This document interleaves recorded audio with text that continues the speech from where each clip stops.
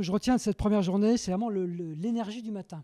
Quand j'ai vu arriver peu à peu ces 350 personnes, déjà c'était la surprise de voir autant de monde, et il y avait comme une énergie positive, les gens avaient envie d'être là, il y avait quelque chose dans le fond de l'air qui était extrêmement fort, et finalement qui est allé crescendo toute la journée. Mais on sentait vraiment cet esprit de bienveillance et l'envie de faire autrement. Et puis j'aurais envie de rajouter qu'il y avait à la fois de l'intensité, d'ailleurs on l'a vu partout, c'est-à-dire qu'il y avait une forme d'attention. Voilà, là il n'y avait pas le cerveau funambule, hein, comme dit Lachaud.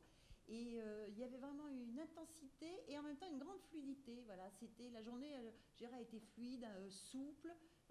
Ça a été, voilà, tout le monde était heureux, content et en même temps là. Ouais, pour conclure, moi je dirais 350 personnes, ouverts, optimistes, et puis un vrai temps de plaisir. En tout cas, les retours ont été dans ce sens. Alors moi j'ai un grand plaisir à évoquer ce qui s'est passé dans l'atelier que j'ai co-animé avec donc des chefs d'entreprise. Il y a deux points qui m'ont frappé, deux points de vue qui sont arrivés.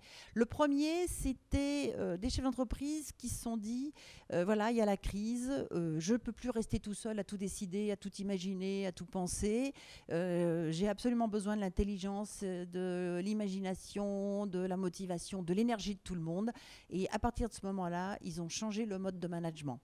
Donc ça a été vraiment un grand changement.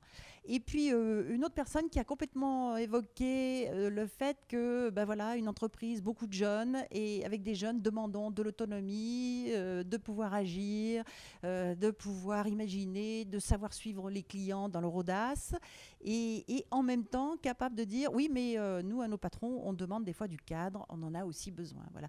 Deux points de vue très intéressants et un public passionné, quoi.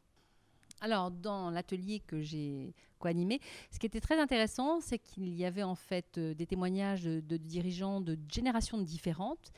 Mais ce qui les réunissait, c'est l'humilité en fait, qui était la leur. En fait, tous les deux, enfin les trois dirigeants qui étaient présents, faisaient preuve en fait, d'une très très grande humilité, très friands des réactions du public, faisant part on va dire des tentatives qu'ils menaient, mais avec à la fois des certitudes personnelles, mais en même temps une très grande ouverture. Donc voilà, l'atelier aussi a été très vivant, beaucoup d'échanges, beaucoup de questionnements, beaucoup d'intérêt.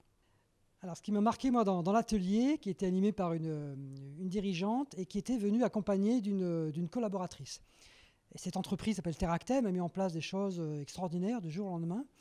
Et cette collaboratrice n'était pas venue là, en principe, pour témoigner, mais finalement, voilà, j'ai fait parler sur son expérience, comment elle avait vécu de l'intérieur tous ces changements. Et ce qu'elle nous a raconté est extrêmement émouvant, et elle nous a vraiment expliqué en quoi, et ce qu'elle avait ressenti, en quoi cette expérience avait changé sa vie.